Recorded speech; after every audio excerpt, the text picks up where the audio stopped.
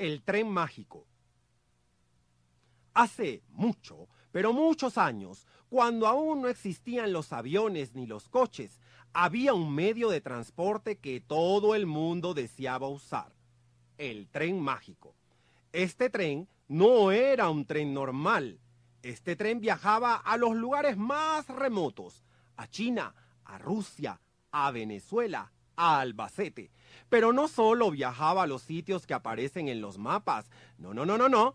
También iba a otros países que quedan un poquito más lejos, pero al mismo tiempo un poquito más cerca. Iba al país de las golosinas, donde puedes saborear todo tipo de dulces y caramelos. Al país del algodón, donde todo era tan pero tan blandito que se podía saltar de una montaña a otra sin temor a hacerse daño. Al país de las flores, cuya visita no era recomendada a los alérgicos. O al país de los cuentos, donde se escuchaban historias y leyendas todo el día. El billete para viajar en este tren no podía comprarse.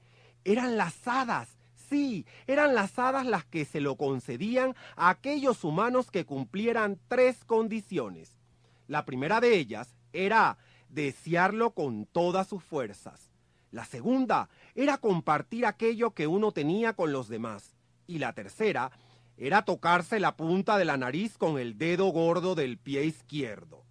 Todo aquel que cumpliese estas 3 condiciones podría viajar en el tren mágico tantas veces como quisiera.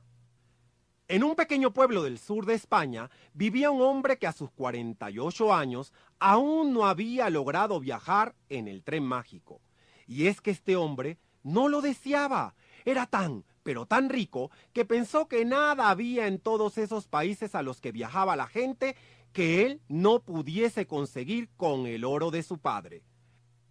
Pero un día su padre le confesó de dónde procedía toda la fortuna de su familia.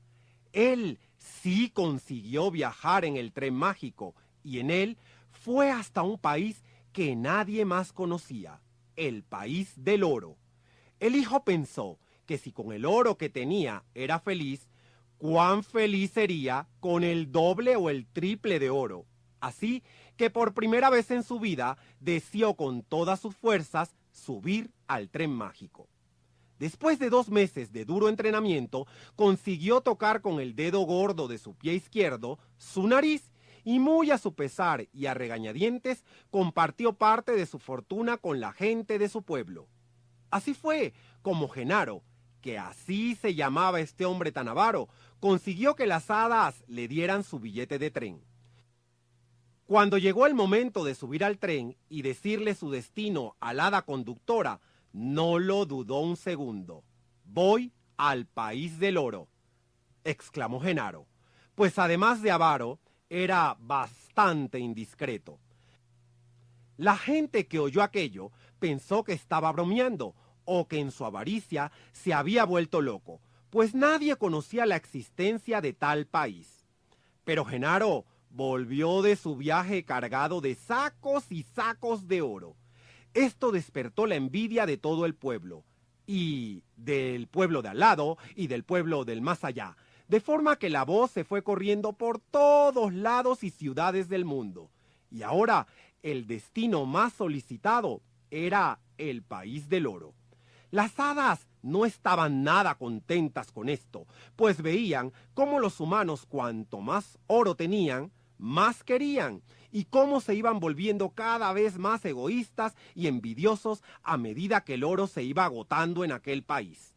Hasta que un día las hadas se hartaron y decidieron castigar a los humanos destruyendo el tren mágico.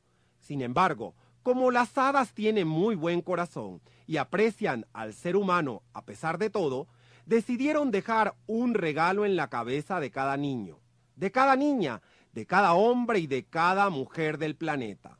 Les regalaron la imaginación. Y con esta imaginación, ellos podían visitar el país de sus sueños, solo siendo necesario el desearlo con todas sus fuerzas.